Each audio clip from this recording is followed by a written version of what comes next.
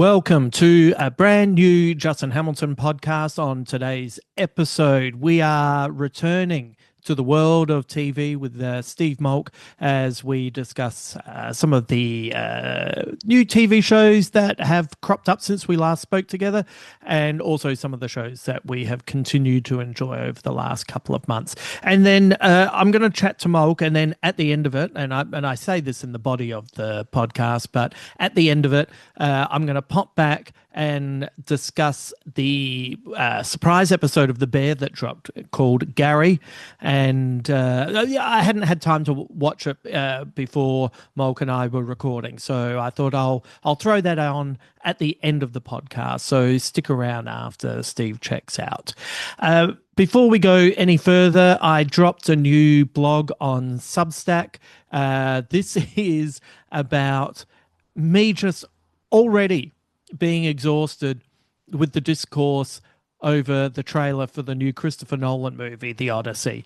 It is driving me nuts, and both sides are doing my head in, whether it's people getting all worked up about accents and the clothes looking too clean, to Nolan superfans who bang on that if you don't like it, you don't understand it. And I'm right in the middle, flipping the bird to both sides. I want everyone else to fuck off. I just want to enjoy this film, and I wish everyone would shut the fuck up. And we've got 2 more months of people complaining about a film that they haven't seen. And all I want to do is go in with a clear head and probably really enjoy the film. Maybe it'll be the first film that I don't enjoy of his, but I want to go in and give it every chance to succeed. And it's amazing how it doesn't take this long for you to realize that you just wish everyone would go away, stop ruining things. So what did I do? I joined the discourse. And I have written a piece. It's the new dispatches from the Fury Road blog over at my Substack. You can find it through my website. Go to justinhamilton.com.au, click on stuff, and you will find the link for Substack there, and that is available for everyone to read. You can also, if you're on Instagram, I'm Justin Hamilton Comedian. The link for Substack is in my bio there, so you can find it in different places. But if you would like to read it and maybe you agree, let me know. All right, this is a pretty long podcast, so I will bring in Molk, and then afterwards we will discuss Gary, and I'll tell you what's coming up on Thursday. So let's bring in the big fella. It appears, since we last spoke, 11 shows dropped, and we just this week alone we had the finale of Daredevil, Born Again. We've since we last spoke, Widow's Bay has started and swept us away. Like, how good is that? We've got The Boys working towards its finale. Margo's Got Money Troubles is kicking along, and we've had a secret episode of The Bear drop, and it's quite remarkable how you can really be like, oh yeah, we've got the pit, and then suddenly it's like, and now we have everything else.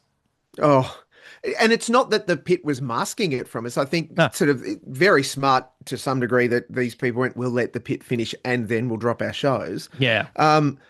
However, I mean, the fact that we've had Daredevil sort of puddling along next to it and the boys the same has just kept this weird tension. I was going to say, how about this week has been a big week in Mock's little emotional heart. Yes. Because of what's happening in Margo, the finale of Born Again, and then this super special surprise episode of The Bear popping up.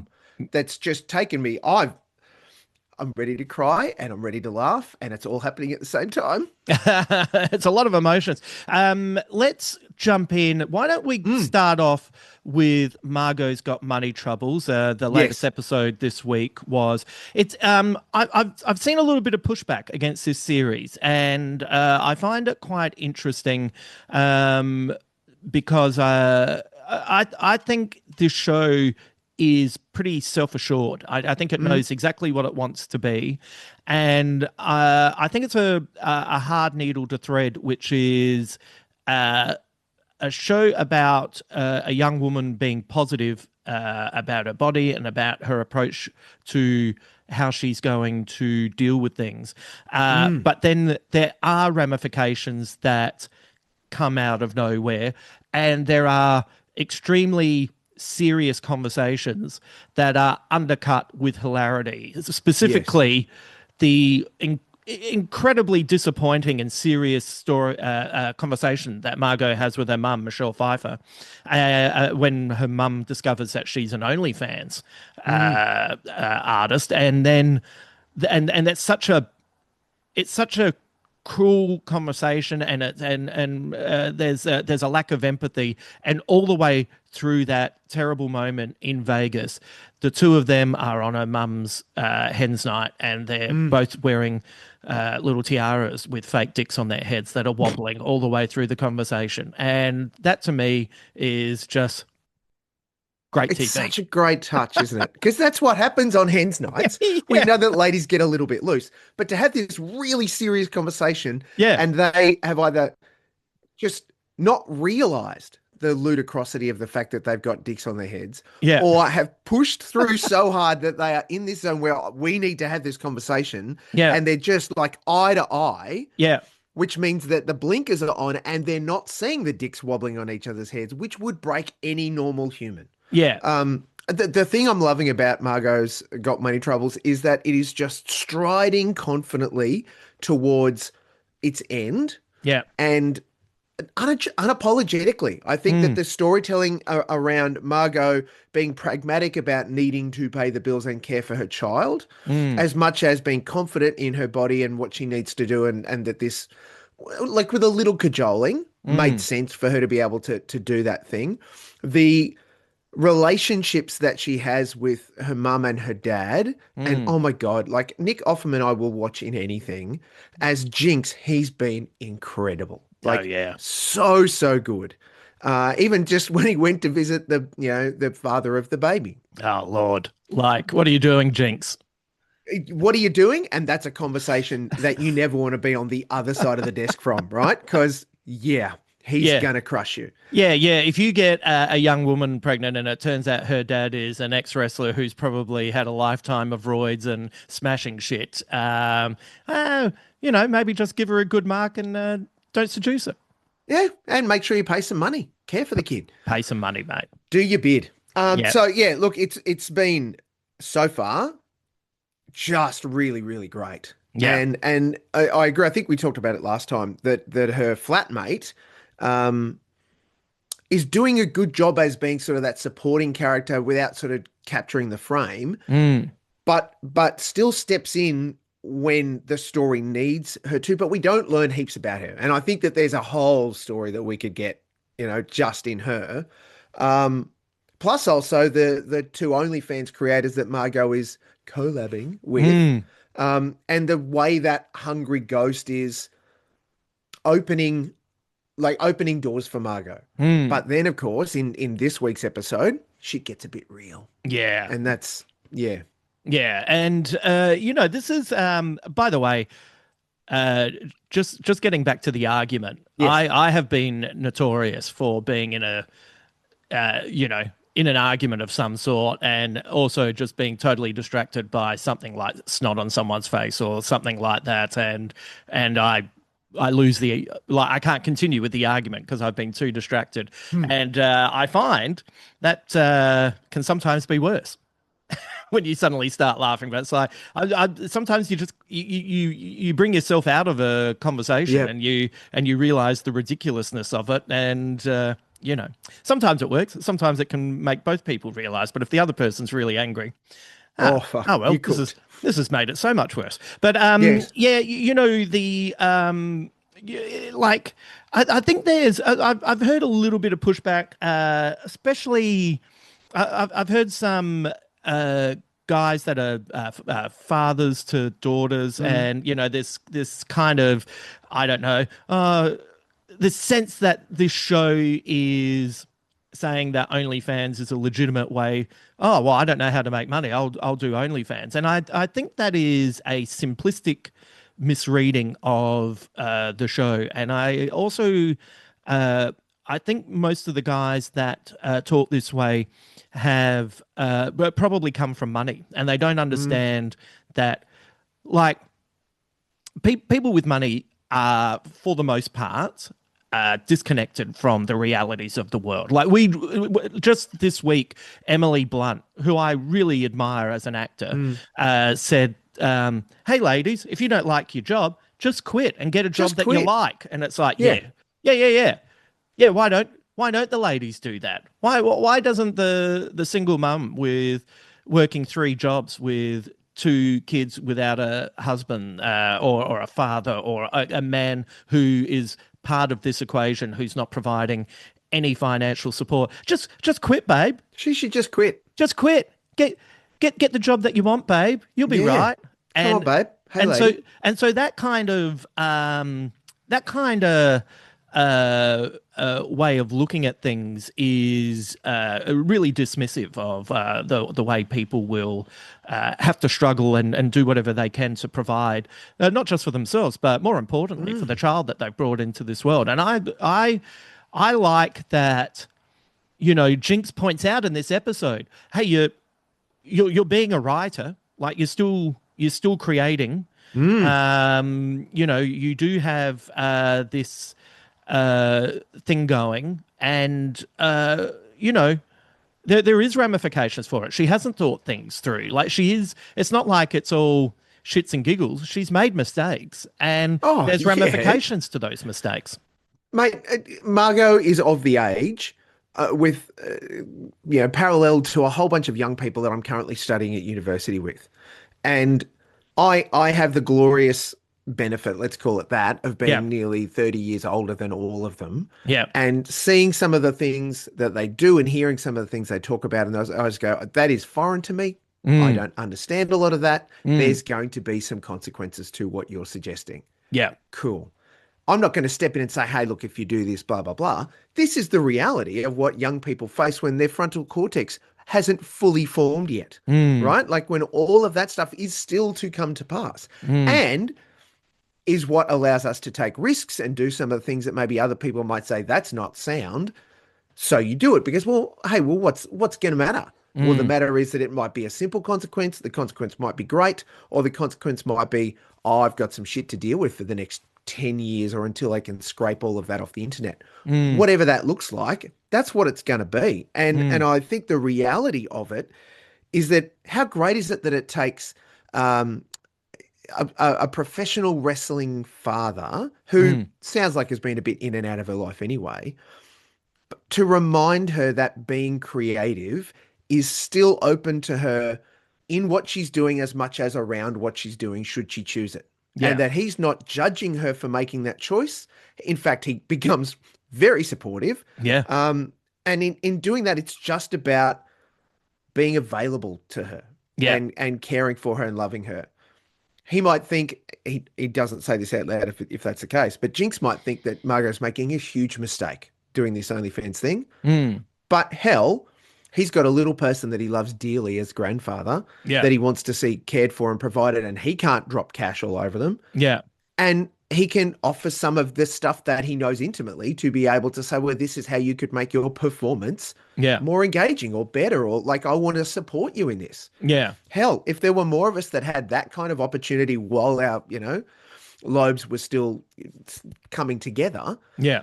the world would be a dramatically different place. Yeah, and look, he's obviously a flawed character, and he's doing Mm, his best, and he's trying to, he's reinventing himself at this particular yep. moment in time. So that's great.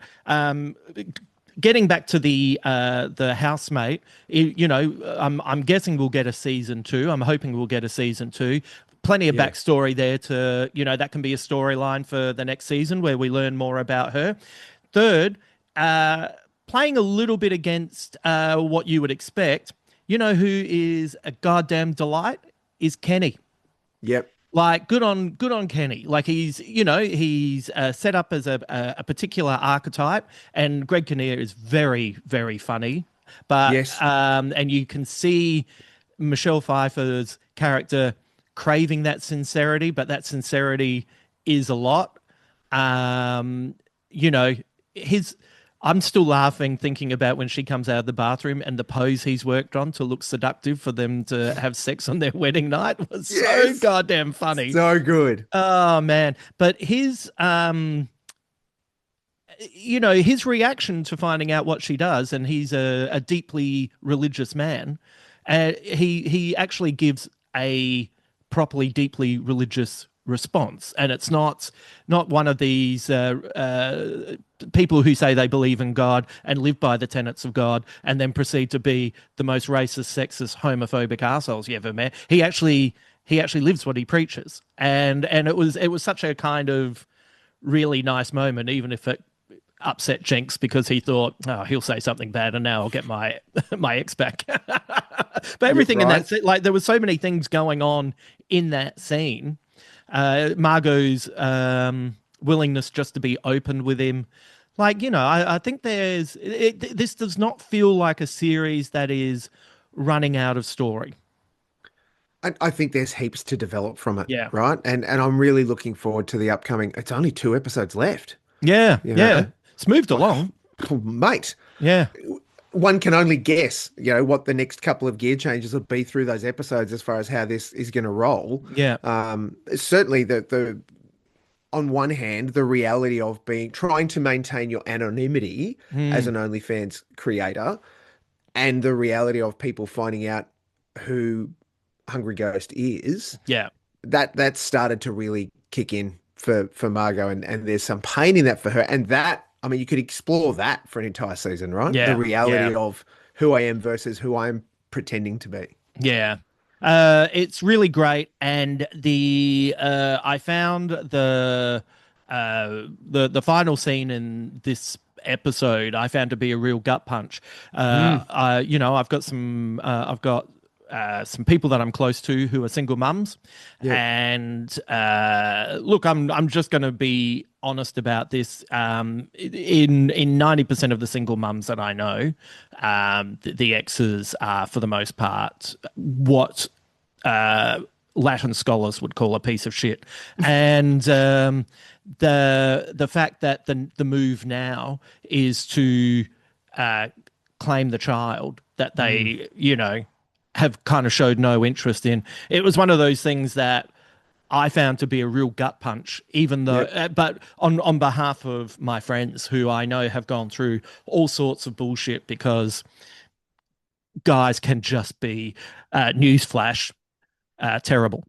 Oh, shit heels at the Yeah, best of times. And yeah. and look, full credit. I can't remember the actor's name. Full credit to him, playing Baby Daddy. Oh, yeah. Um, He's really because good. he's got to eat some real shit and be real smarmy sometimes. Yeah, And he's delivering in spades, helping yeah. with that story progress. Yeah, his mum's played by Marsha Gay Harden, who I I have know. loved since first time I saw her in anything. She was the femme fatale in Miller's Crossing. Yep. I saw that at the cinema. I think that may have been the first Coen Brothers film I saw at the cinema, and might be my favorite film of theirs. And I remember her just lighting up the screen, Mm. and she's formidable. She's a formidable Oh character. We yeah. haven't seen much of her. By the way, also loving Nicole Kidman. Only seen a little Yes. bit of her, but I think she has been pitch perfect in this, and They've sprinkled just the right amount of it through it too. It's not like yeah, Nicole Kidman. It's yeah. here's a bit. Have some Yeah. laughs. You know what? I rate Nicole Kidman. I know it's kind of cool to, be flippant about her and her career. And, her face does look anachronistic if you take her out of certain time periods of life, or put her into, the past or whatever. But she is perfect as this ex-wrestler, or still, Yep. now lawyer or whatever, And it looks like we're going to get some scenes with her and Michelle Pfeiffer next Yep. week, and Elle Fanning. So I'm totally up for seeing all three of these actresses in scenes cooking together. Yeah, it's going to be great, and I agree. I think Nicole Kidman has been making some really interesting choices Mm, around characters that she's taken on, mm, even to the point where like this, it's like it's legitimately a supporting player, yeah, and she's gone. I'm comfortable here. I can hold my own as a marquee movie star. yeah, Look at the cast, look at the story, look at who's writing. Yeah, I'll be this former wrestler, now lawyer, yeah. former partner of yeah, amazing, Amazing. so good. Let's jump into the Daredevil finale. Yes, God. I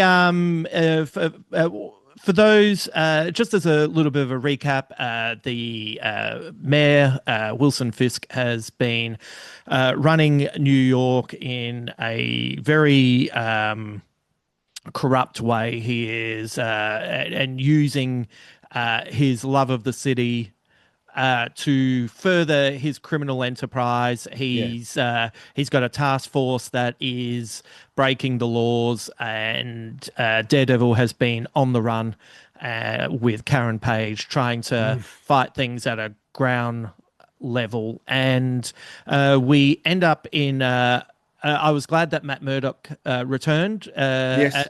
to prominence, and also uh, ends up back in the courtroom. And Yep. uh, in the final confrontation with Wilson Fisk, to be able to prove that the Kingpin has been conducting criminal activities, Matt Murdock reveals that he is Daredevil. Yep. And the series ends with Kingpin in exile, Mm. and Matt Murdock is taken to jail for all the crimes he committed as a vigilante. And I have to say, it's interesting. I don't know if you ever read the comics, but years No. and years and years ago, one of the creative producers on this series is Michael Bendis, and Hmm. he wrote a pretty famous run on Daredevil where Matt Murdock's no, it's not quite like this, but his alter ego does get revealed through the Daily Bugle, and the new writer was coming in to take over from Bendis's run, Ed Brubaker, and the two of them talked. And normally, when a writer has a long run on a comic, what you do is you take the action figures out of the sandbox and you play, and then Mm. you put them back in so the next writer can do whatever they wanted. And Brubaker said, "Finish it how you want, and I'll take it from there." And it ended with Bendis ended his run with Daredevil in jail. Amazing. So when I clocked that, oh, he's revealed his alter ego, and I knew Bendis works on this. I was like, there, are they going to take it to this point? And when they did, I was pretty excited, not only for the finale, but also where this could take the next season. Oh, and yes, like 100%. And even like they ran a little sizzle reel right at the front of the episode, Yeah. plugging, the next week's episode, which is the Punisher one off. Mm. Um, but we got, I mean, the gut punch of last week's episode with old mate Gandolfini Oh man, standing on his principles and man, it, oh, man! I was like, I loved Gandolfini's performance, mm, and I loved that character, and I didn't want that character to die. And same. you and I have talked about how we think Marvel TV and movies often shoots their load way too early Yeah, and not everyone has takes. to die. Not everyone has to die, mate. Like that doesn't have to be the end point for these characters, but it got to that point, and when he decided that he was going to rediscover these principles, and he was going to stand, he wasn't going to continue to be subservient to an idea of a person, and instead was going to be loyal to a friend. Mm. Well, that was the logical place for this to end, and it was, Particularly with who he was staring down, right? Like that yeah, teases back to the episode before where they were on their yeah, little Sopranos drive. yeah. Oh, Man, it was. it I was was. It's the most uh, disappointed I've been to see a character get murdered in a long time. It's like, oh no.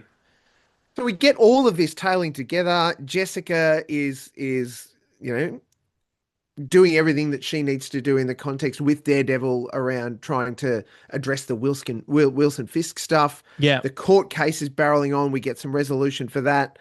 Um, nice little surprise at the end. Mm, Of course, he returns to reveal himself as the baby daddy for Jessica. mm. Um, and even down to the moment earlier in the episode where you're seeing them set up. Luke Cage, that is. Sorry, Luke Cage Yeah, returns. yeah, Yes. yeah. Earlier in the episode where you're seeing somebody dressed like Bullseye Mm, setting up with the AVF to obviously take out someone we assume it's Murdoch or mm. if something goes not the way they want in the courthouse. And then Bullseye turns up and sorts it all out. And it's Yeah, like, yeah, this is just glorious. Like yeah.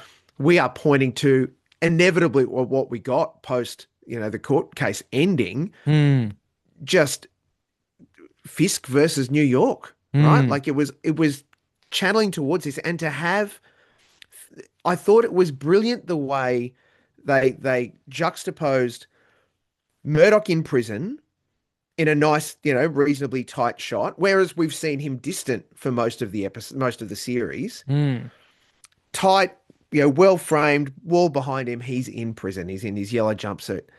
And then we see a close up shot of Fisk, but then most of it is a distant shot of him mm, standing at the beach looking at the waves. What am I going to do? And I just thought this is such a great, both between them, but also to their characters all mm. season, Yeah, where Fisk has loomed large. And I mentioned it, he's just been big in the frame. And yeah, here is this small man against a vast ocean. Oh, yeah, yeah, come on. yeah. Amazing shot, and to have one trapped and dwarfed by the world, and another trapped and you know incapable of being able to walk, a meter left or right. Uh, Yes. a great ending. The it'll be interesting to see where they go with this.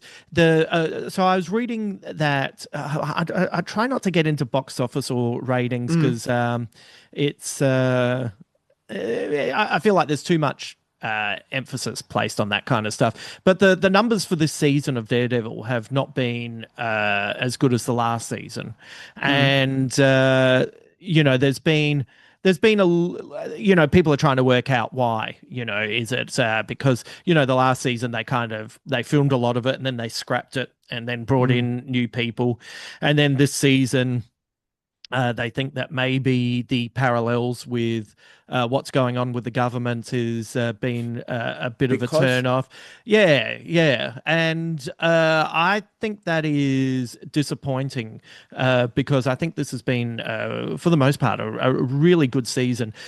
Bullseye in the comics is, one of Daredevil's main nemesis Mm.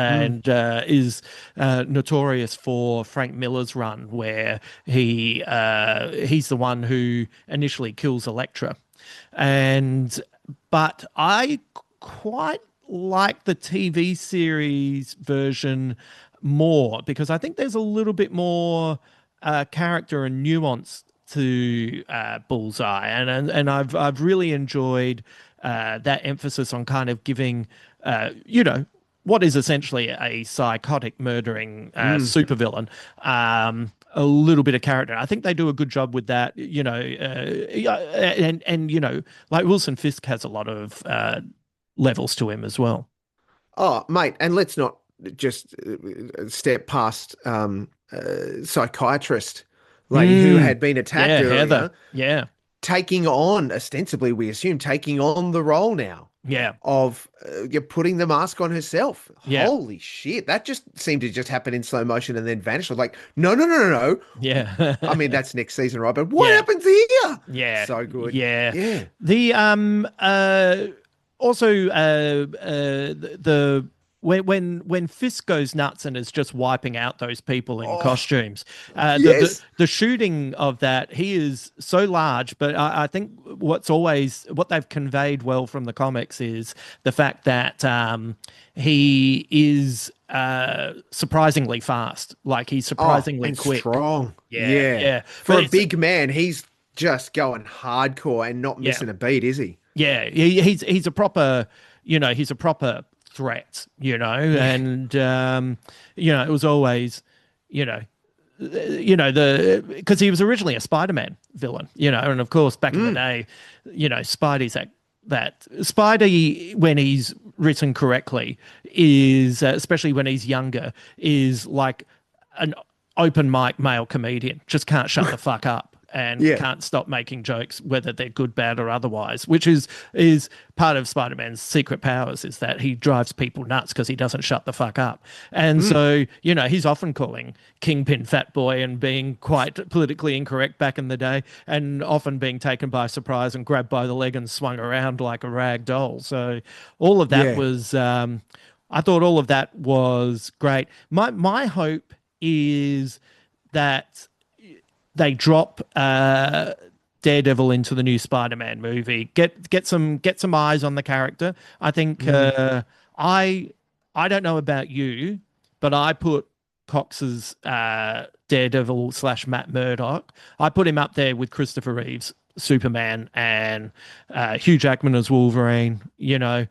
I'm a Bale Bruce Wayne, because I like my Batman to be, there's a character of Batman, there's Bruce Wayne that nobody knows, and there's Bruce Wayne that is the performance. Yes. I think that's probably why in Andor, Luthen appeals to me so much, because there's the super spy, and then there's the, oh, look at me, I deal in antiquities, and it's all the Yeah. Yeah. performance. So and Chris Evans as Captain America, I think, is Yep. pretty superlative. So I think putting Daredevil in Spider-Man and getting some people who may not have seen the series, getting their eyes on him, Mm. might hopefully draw more people to the series. What would you like to see in season 3? Look, I don't think that they have brought back Luke Cage and Jessica just for shits and gigs in season No. two. I think there's going to be a real focus around, Hell's Kitchen and what's happening in New York and how it won't surprise me. It won't surprise me if Fisk runs things from afar Mm, and then like appears to just like, reveals himself to them as, no, I've been doing this through in the background. You didn't know. We might know, but you mm, didn't know. And mm, so I think because that tension, that's still ultimately the big power play. mm, Even down to in the finale where we saw Jessica and um, Matt Daredevil save Fisk from the mob, mm, because this is not who we are. mm, Ultimately, that's what he claimed. And great, like hooray for New York, we're the good guys. New York's never the good guy, never. mm, Um, so we need to have like kind of Fisk's rise to power again, or rebuilding of his base, mm, to be able to just control the underworld of New York and absolutely wreak havoc mm. at a time when initially we would expect Daredevil can do not a bloody thing about it. Yeah, I there's a part of me that would almost like actually give Kingpin a bit of a rest for a Mm? season, and Well, this could be that, right? Like he yeah, just sort of yeah, hides in the background. yeah. I would like there's I know where the Brubaker Daredevil run goes, so if they Hmm. use that as a base, I think that would be a lot of fun. There's a lot of people trying to murder Matt Murdock in prison, and they kind of forget he's still the man without fear. Yeah, He's he can still, hear them coming. yeah, he still knows how to defend himself. So that's fun. I would, there's going to be a vacuum. So let's have a let's have a turf war. Like Oh, yeah. let's have like a Godfather. The five families are now battling each other. Let's bring in some of the, there's heaps of Marvel characters that they can call on from Daredevil and Spider-Man, like Tombstone, characters Mm. like that, and have the heroes trying to, um, kind of save people within this turf war, and then maybe someone's, maybe towards the end of the season, someone's family is mafioso family is in trouble. So then they're the ones that play their trump card, and pardon the mild pun, and bring Yeah. in and contact. Fisk to bring him back to try and bring some sort of order to the underworld. Yeah. Oh, mate, I'm all for it. Like Yeah. there's not going to be a question that when that episode lands on Disney Plus, press play. That's Yep. just going to happen. Let's roll this baby. All right. Yeah. Let's get into, man, we've got some good TV, don't we? Mm. How wrapped have you been with Widow's Bay? Oh, Hammo. Like I I'm going to nail my colors to the mast here. I don't do horror. Like, Right. and when I say horror, I'm not talking like your really gross slasher, some might consider this to be pretty light, even your Friday the 13th, that sort of stuff. I'm not into that. Yeah. Jump scares give me all I A jump need to scare. just not even, right? I'm just not there for it. So to have that tied deeply into the fabric, jump scares as much as anything, but even Mm, sort of some moments that are, yeah. Um, I was hesitant. Like I mm, really wasn't keen to dive into it. And I thought, well, look, I've heard some good things. People that I trust, reviewers have said, it's a great dramatic comedy horror thing. mm, And Matthew Rhys, let's be fair, Matthew Rhys, who plays Mayor Tom Loftus, the guy at the center of all of this. It like it caught me off guard mm, just how nice. mm. Like, here's Widow's Bay, this struggling island community off the coast of New England in America, that Tom, as the mayor, just wants it to be successful and to see it be everything that he hopes it could be. As he says, he wants it to be the new Martha's Vineyard, where Right? people come in, and this island's so small as well. It doesn't even have internet. Yeah. People still use landlines, and he just kind of his desire is to kind of just bring it into the 21st century. Yeah. And rightly so, right? That's what a Yeah, mayor should want for yeah, his town, or in this case, island. And there are, in all good stories, are people that have got, some wacky shit that happened in the old days, or some weird stuff that they're not moving on from. There's your resident absolute nutso in it's Stephen Root, Stephen Root, so good. who's glorious Yeah, as Wick, this old school conspiracy theorist. This is what's happening, and it's yeah, gonna get us all, and all. And not only is Tom like, I don't want to hear it. You're just a crazy person. yeah, Tom's like, I don't want to hear it, because we're trying to turn this around, and that will take people away from yeah, everything that we are. So to get into it, and even in episode one, have some stuff that go, oh man, like I'm on the journey with Tom. yeah. Like I'm going, I don't believe any of this. I don't believe any of this.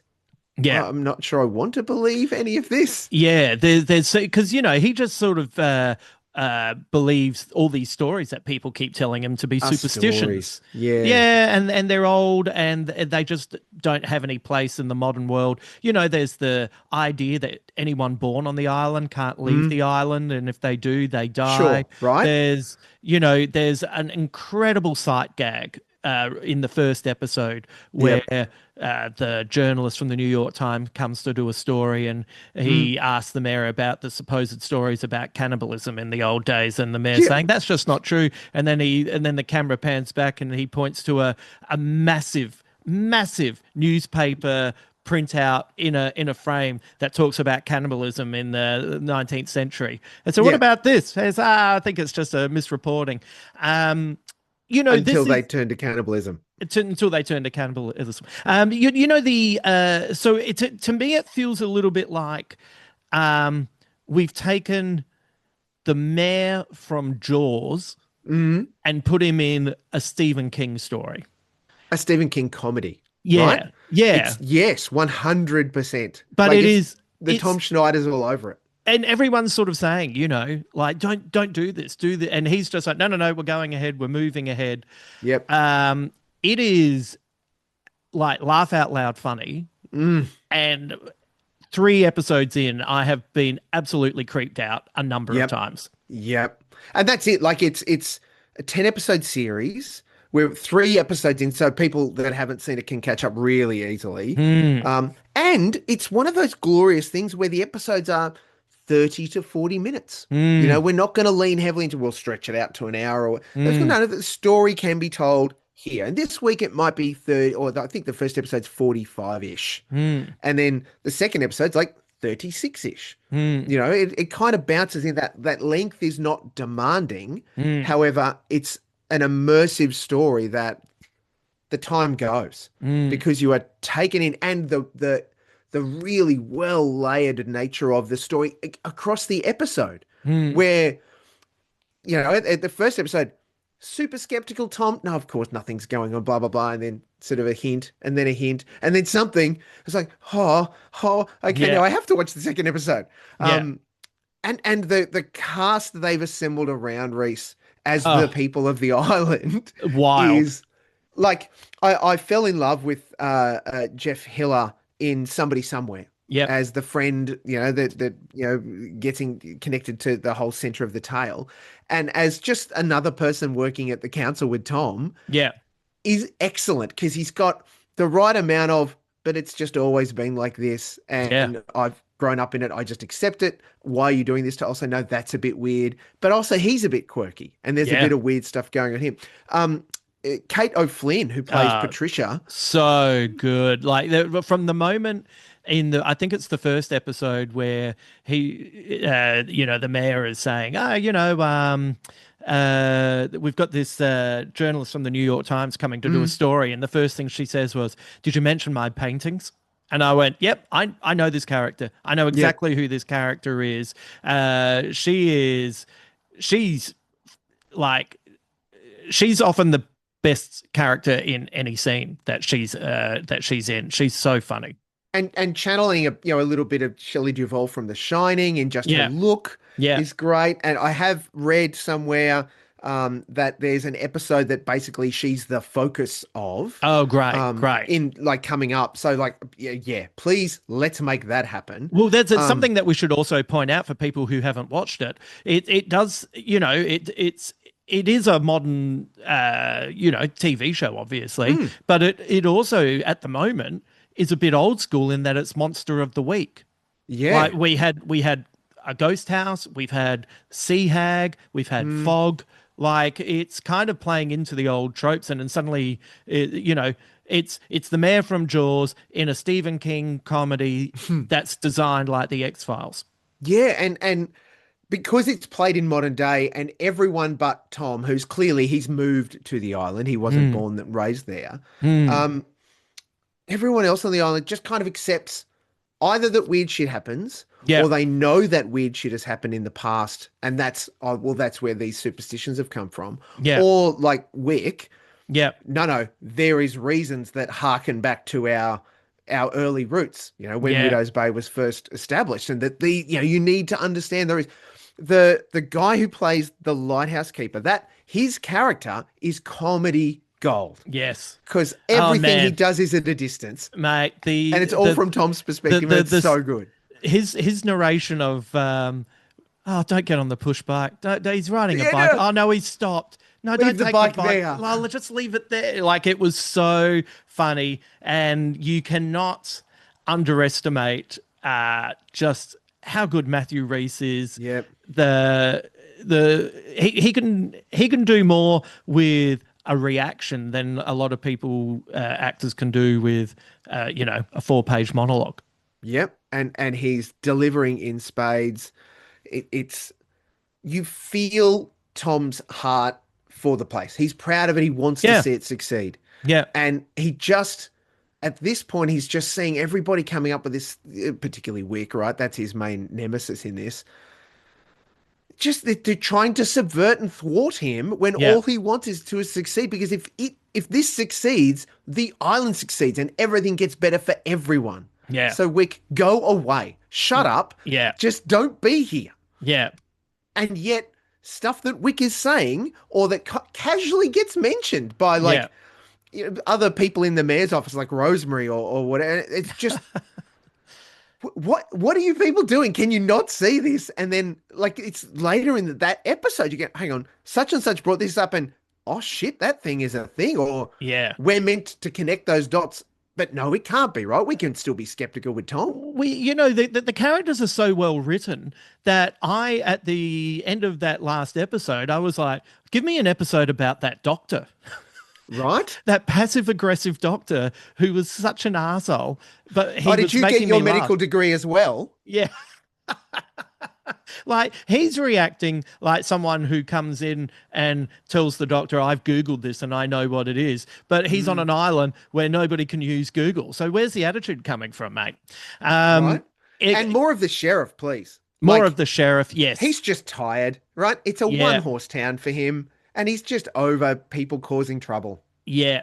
Yeah, that is Kevin Carroll, who Yep. was, for fans of The Leftovers, turned Yes. up in season 2 and 3 and was like one of the great characters. This series is created and by Katie Dippold, who worked on Parks and Recreation and wrote The Heat. And I won't ruin it, but has one of the all-time greatest tweets, and you can find it online. I'm gonna Just have to hunt it. Yep. just you know what? It's I actually don't want to ruin it. If you don't know it, literally just Google it and go and see it because it'll make you laugh so hard. And then the director Hiro Murai, uh, I have been a fan of his for a while. He's worked as an executive producer on The Bear. He's worked on the TV series Mr. and Mrs. Smith, which was Yeah. great. Great. Yeah. Atlanta, which is one of my Great. all-time favorite TV series. Mm, I just think this show is quality. mm. There is there's a is it Ty West, the director who did Maxine and Pearl and X. He's directing an episode. Yep. I think it's beautifully acted. Mm. And I just like I'm locked in. Like this Yep. is like I'm not looking ahead. I don't know. Like I can't wait to find out what the monster of the week is going to be. Yep. Give me all of the side characters. What's going on with the priest? Like Right. Jesus, him coming out of the dark was terrifying. Um, Right. the son, Great misdirection in all of this too. Like those moments where the tension's building, you think shit, and then, I mean, huh? Oh, it's the priest. yeah, Like, yeah. The son is an asshole, and he makes yep. me laugh hard. He hates Like, living on that island so oh much. my God, his passive aggressiveness, and then in today's in last night's episode when the dad. Matthew Reese closes the door, and you can hear him with his friends going, "Oh, your dad's about to get laid," you Yeah, know, right. just Fucking teenagers. just awful. And yeah, no, I think this has been. Uh, I remember seeing. Did you see the trailer for it? And it was just the footage No. of.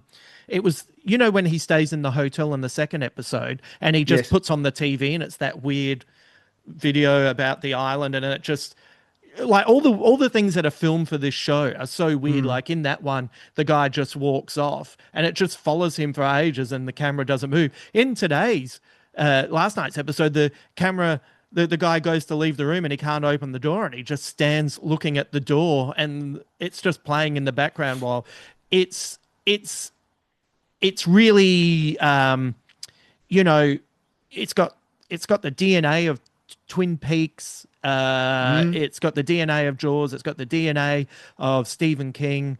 It's got the DNA of the X Files, Yeah. and it's also it feels a bit Atlanta when Atlanta would get kind Mm. of left of center, and this has been an absolute hit for me.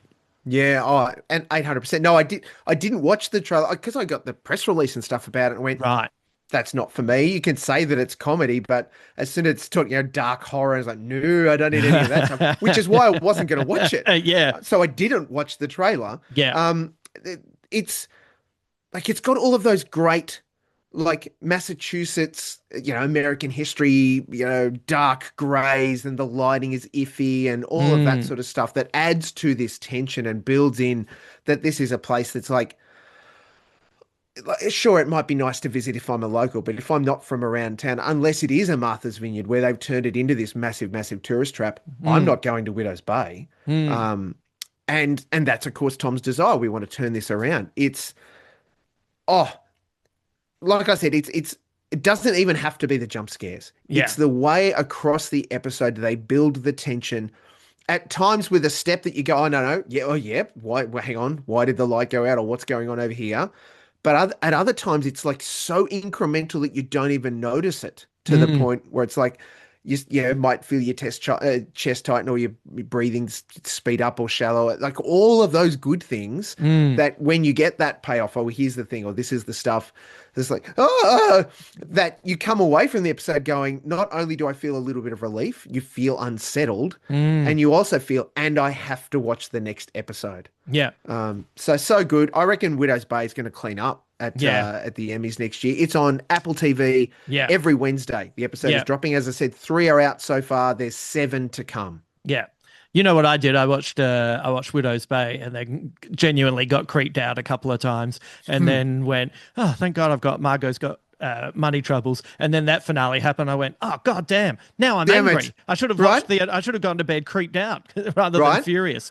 Yeah, Um, yeah. The hassle for me, Hammo, is that I know I've got access to the previews for this, and all of the episodes are there. oh I'm right. I'm gonna have to just go, oh no. Like Yeah. I want to sit, as horrible as it is, I want to sit in this for a week and just let it go, Yeah. okay.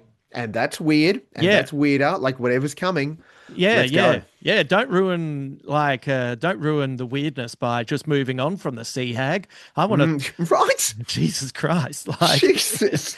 and I won't ruin how that particular story ends, but it Yeah, ends. catch up everyone so that we can talk about it. Yes, please. All right. Look, we're running out of time. I was going to Yes. talk about the boys, but let's save that because that's close to the end. So let's save the Yep. boys for once the next time we catch up. That'll be finished. Yeah, season series done. And yeah, but I'm enjoying that. Now, after you leave, I'm going to do a little bit by myself about something that dropped. That it I saw that it dropped, and I've literally just had a week where it was.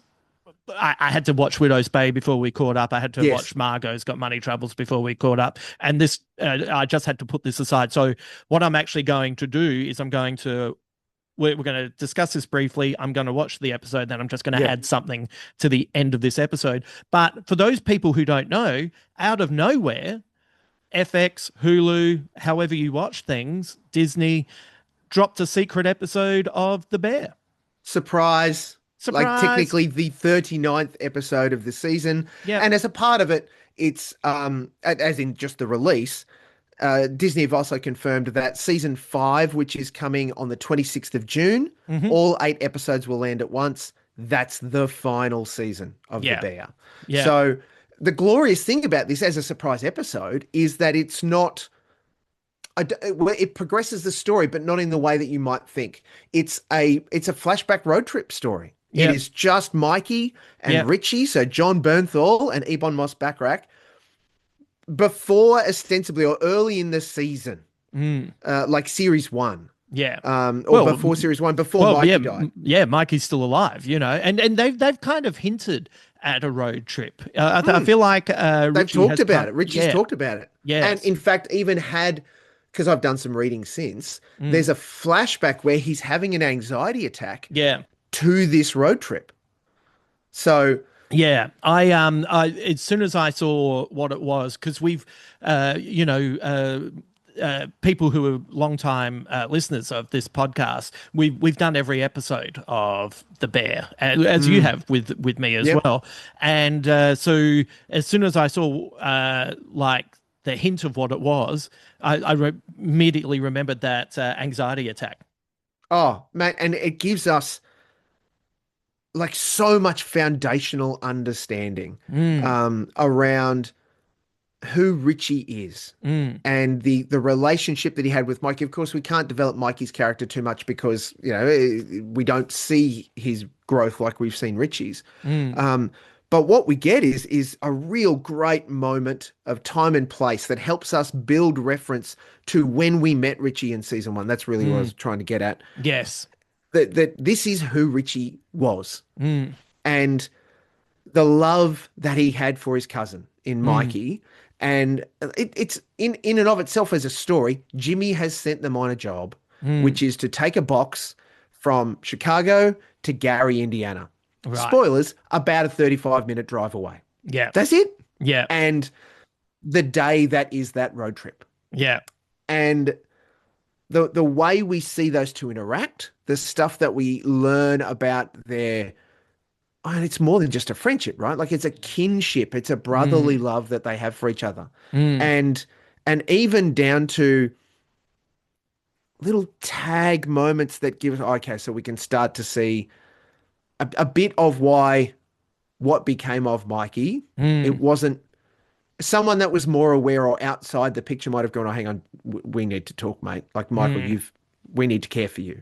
mm. Um, and at the same time, Richie is just so in himself as much Mm, as he's in Mikey's world, oblivious. yeah, And it's part glorious two blokes on a road trip and part an emotional roller coaster. Like this is yeah, why at the top I talked about it's been a week of TV for me between Widow's Bay scaring the shit out of me, um, um, Daredevil Born Again wrapping up, just what, yeah, and now this. yeah, A, surprise, but B, like wow, these are like we know Richie really well. yeah, We've been in the bear, we've seen him challenge himself and fail and grow and build and do incredible things. And this Richie that we see in Gary, understandably, is not yeah, the Richie we know. yeah. It's a We might reminder. have seen him. Yeah, yeah. Yeah, yeah, It's brilliant. A great 1 hour. yeah. Disney Plus. However you want to enjoy it, I would encourage you to just get a nice beverage of your choice, Mm, settle back and focus in. It is overwhelming at mm, the bleak, everything that the bear does well, right? The bleakness of the environment. Gary, mm, Indiana is not a shiny, mm, bubbly town. It was built on a swamp. Um, they're in a shitbox of a car, mm. ostensibly. They're going to do this unknown, mate. Yeah, What are they doing for Jimmy? Like, yeah, holy yeah, shit. yeah, So yeah. All all right. of that stuff is great. It's Yeah. just great. Yeah, I'm looking forward to it. You know, the two of them have been appearing on Broadway in a theatre version of Dog Day Afternoon, which hasn't been Yeah. getting the best of reviews. But if I was there, I would have gone and seen it anyway because I love both those Mm, actors. And you know, it's a good time to be fans of certain actors, you know, like Bernthal, you know, The Punisher. He's mm, in this. He's about to be in The Odyssey. You yeah. know, Oh, it's God, I can't wait for that. yeah. Jesus. Give me more Bernthal. I'm all for Mm, it. Well, let's finish it there because I'm going to go off and watch that. So everyone, cool. it'll be a you know a tasty little segue, and then I'll be back to talk about that. But Mark, always a pleasure to catch up with you. You know what? Take the weekend off. You've had a big emotional week. You deserve to have a little sleep, hang out with the family, breathe, have some nice things happen. I'm going to do that. My son turned 21 on Monday. So Ah, we're off for congratulations. yeah, yeah, he's a big proper old person now. Yeah. And we're off to a nice like get dressed up family dinner in the city on Saturday night. So Oh, we're tearing it a nice. new one. Yeah. Excellent. What's the thing that he wants to do the most? Well, he's I look forward to hearing about some of this. He's going to a whiskey show on the Saturday before we go out by himself because he's a whiskey nut, and Right. he's spending Friday night staying in the city with my baby sister, his aunt, Yeah. who I guarantee you her plan is to get him drunk. He has never been drunk in his life. She's going to get him drunk. And I said to him, "You have a great time, just don't turn up drunk to dinner." Just yeah, that was my first thought. You know what? Can I give some you know, as someone who's probably flirted with accidental alcoholism during festivals, Mm. you know what comedy festivals are like. You have nights where you wake up the next day and you go, "Oh, thank God I looked after myself." And then you think, "I had 5 drinks and got to bed at 1:30." Have a whiskey, have a Yeah. water. Have a Yes. whiskey, have a water. It's okay to sip and spit. Mate, just and with drinks as well, but just make sure he just load up on the HTO. That's that's Yeah. that's that's that's my big advice. Oh, 100%. And on as much as anything, just a quick aside and a Yeah. promo. He and I went out and saw Alexi Toliopoulos at the Sydney Comedy Festival this week do his Oh, amazing show, yes, VHS. yes, Um, if you're in Sydney, friends, or even around the country as he's touring it, yeah, buy a ticket. Go yeah, and see the great man because it is a ripper fucking show. yeah, And a little spoiler that he shared at the end of the show that Look, we've gone and bought our tickets, so good luck to the rest of you. He and Zach Ruane are bringing back a one night only performance of Refused Classification as a part of the Sydney Film Festival. Oh, Um, great, great. so we've got our tickets, and my son and I are going. Yeah, Do it. it's brilliant. That show was fantastic. I went and saw it and Yep. loved it, and was lucky enough to be there the night that David Stratton was in the Oh, front row. And so good. poor David wasn't around for much longer. No. Had the briefest of chats with him, and it was such a thrill. Yep. Um, the Max Richter routine, which is because I helped Yeah. work on it. That Yes. routine started from a conversation on the light rail from the Ritz Cinema with Alexi, Amazing. and we had this Amazing. conversation, and then things kept. You know when someone says, "God, all cars are red, aren't they?" And you go, "Oh, Mm. are they?" And then all you can see is red Red cars. cars. He After he brought up something and we discussed it, I started noticing all these articles about it, etc. Mm. And I'm not going to ruin the routine, No, no, yeah, but go see it it for was sure. a 6 week on and off conversation about this particular topic, and then the punchline about that involves Max Richter Mm. came from me reading an article where he was being interviewed, and I got to a certain point, stopped reading the article, called Alexi, and said, Yep. "I found our punchline," and Yep. we sat over there, and that whole routine was a 90-minute frenzy Oh, of shit. writing it, and it's pretty much, apart from a few tweaks just to make sure you get the rhythm right, that routine is pretty much whole from over there. Oh, And it was and one of the highlights of the Adelaide Fringe was Stephen Curry coming up to yep. me and saying, "Rove just told me that you helped write that routine. How'd you come up with it?" And then having to explain it to Gia Caritas.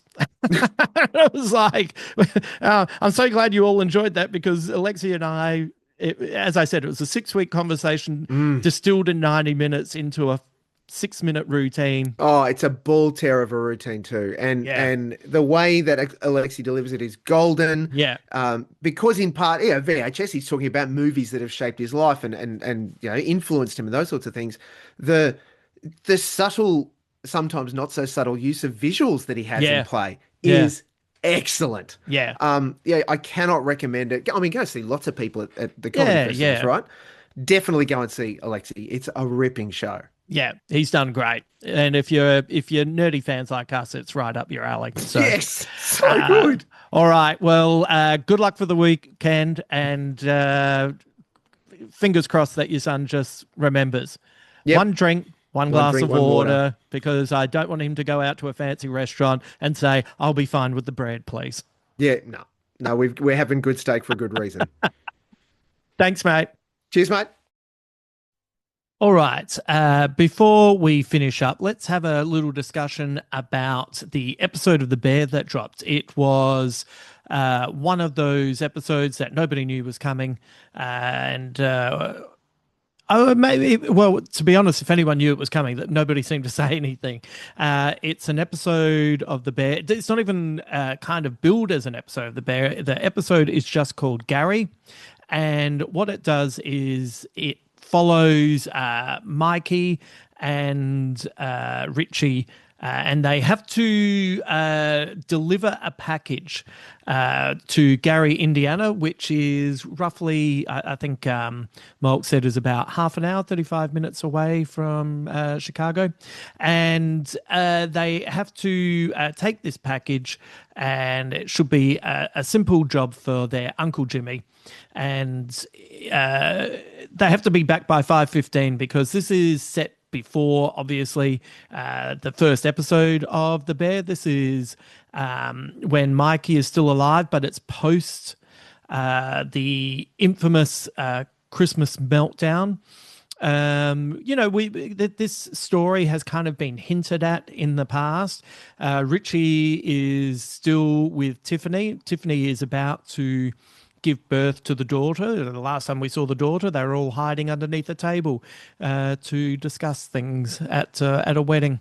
And on the surface, this can kind of look like a bit of an aimless hour of television, but this is a story where character is plot, and we see how Richie idealizes Mikey, and right from the start, Richie's already built this up to be more than it is.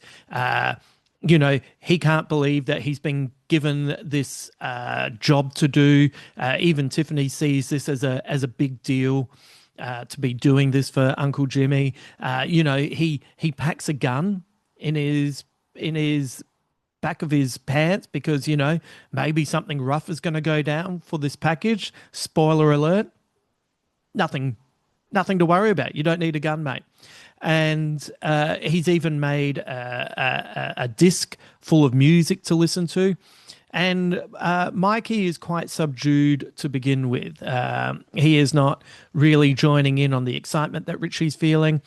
And Richie only has one rule for the day, which is he has to be back by 5:15 because his wife believes that's when she is going to give birth.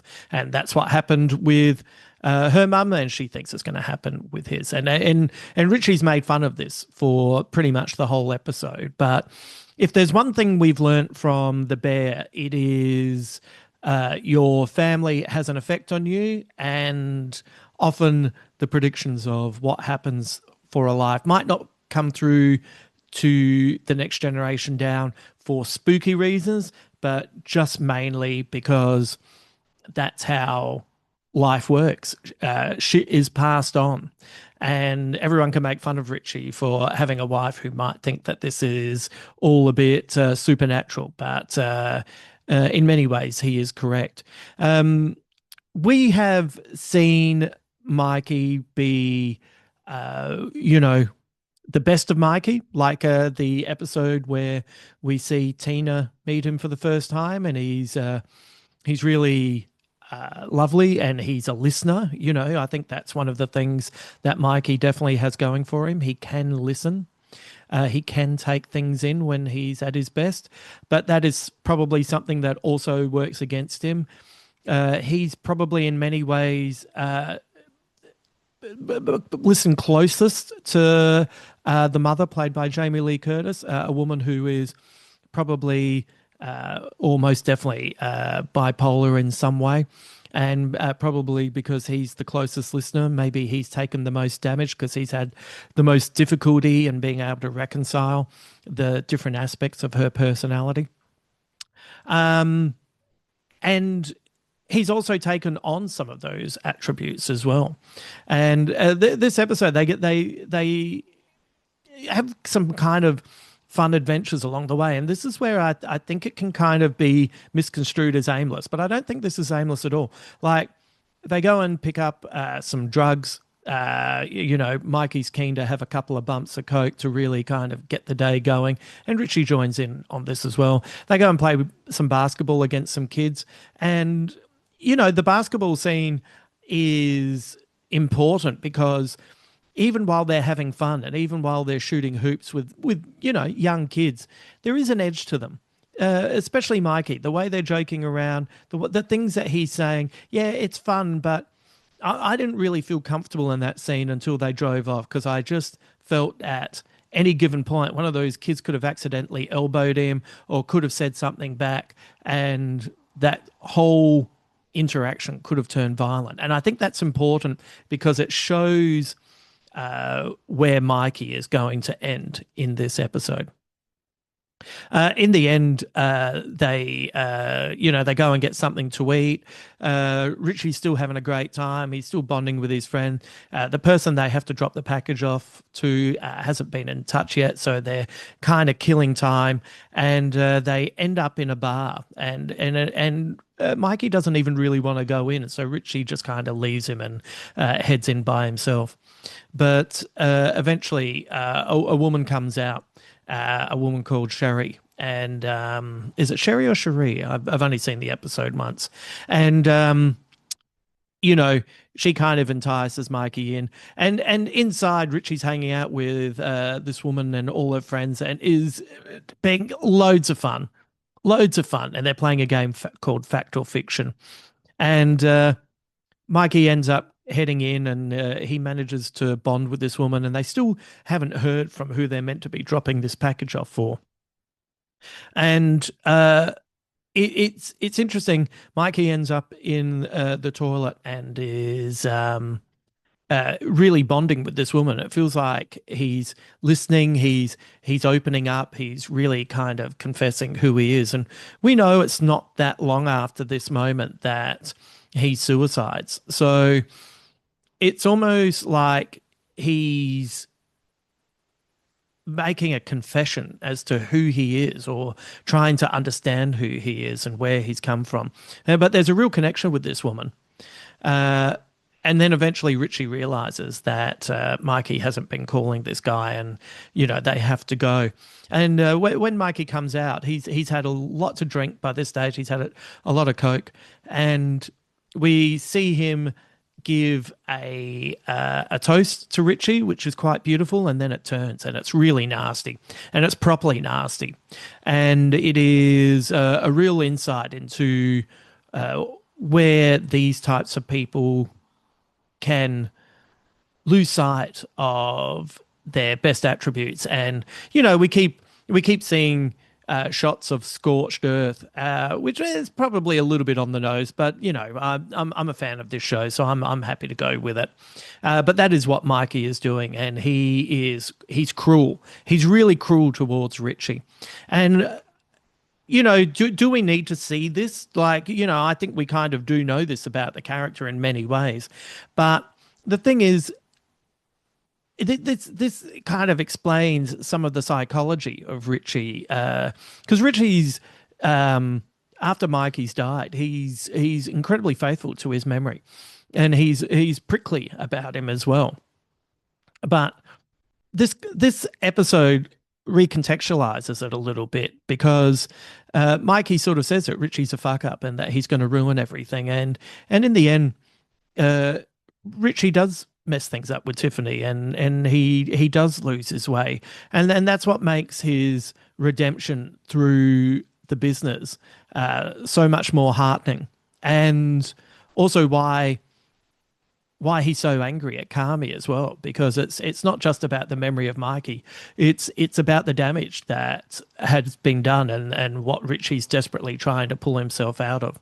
And this episode finishes with two things. One is them driving back in silence. He's going to miss the 5:15 that he promised Tiffany that he would get back, and he refuses to talk to Mikey, and even throws the CD that he made out the side of the car, because he just doesn't even want to be reminded of this day. The problem with Richie is he puts too much emphasis on things. He puts too much emphasis on the uncle giving them a job to do, when it turned out it was something that was really innocuous. And also it was because there was a FedEx strike. Like, they weren't delivering drugs. They weren't delivering, gold. They weren't trying to, find the bag with Marcella Wallace's soul in it. Do you know what I mean? It was nothing. And him putting all this emphasis on the day also probably means that he isn't able to reconcile where Mikey was at, and be able to come to an emotional conclusion that whatever he said didn't come from any place other than self-loathing. And he's probably carried a lot of what was said into his own self-loathing, and that's why it's been hard to shake all this time. And then weirdly, the episode finishes on a moment where it cuts to the present day in the story, and Richie's in a car by himself, and he's you get the impression he's been reminiscing about this particular day. And then as he goes through the lights, he gets T-boned. And I hope this isn't it feels a little bit like, remember how good the first two seasons of The Mandalorian were, and then they brought up the book of Boba Fett, and then halfway through Boba Fett, it turned into season 2.5 of The Mandalorian. So if you didn't watch that and you got to season 3 of The Mandalorian, you were like, wait a minute, how did he get back together with little baby Yoda? They didn't tell us this episode was coming out. They didn't. They don't brand it as the bear. It's just called Gary. You could easily miss this, and they're going to have to, touch this storyline about Richie being T-boned, I guess. So, it's a weird choice to end the episode in that way. But you know what? For the most part, watching Gavin Boss, Bacharach, and Bernthal just cook is still an entertaining hour of television. It did make me feel a bit anxious. Entertaining is maybe not the right word, but I was happy to see these friends and where they were at. And yeah, maybe you didn't need to see this storyline, but I kind of, I felt like I knew all of this in some sense, but in the end, I think it does broaden the depth of the storytelling, and then I think it does enrich, especially the hidden depths of Richie's personality and where he is now, and makes me appreciate his journey a little bit more. So still really enjoyed it, and I think it's really worthwhile checking out if you're not across it. All right. Let's leave it there. Don't forget, if you would like to read my latest blog, you can find it over at Substack, and it's all about how I just want to enjoy the next Christopher Nolan film. And please, everyone on both sides of the divide, stop ruining it for me. And I've got some titles for a Tenet sequel. So, look it up for at least that. You can find that through my website, justinhamilton.com.au. Click on the stuff section and you'll find the Substack link there. Or if you're friends with me on Instagram, the direct link is in the bio. And you can find it on Facebook as well. So there's plenty of places that you can find it. All right, let's call it a night.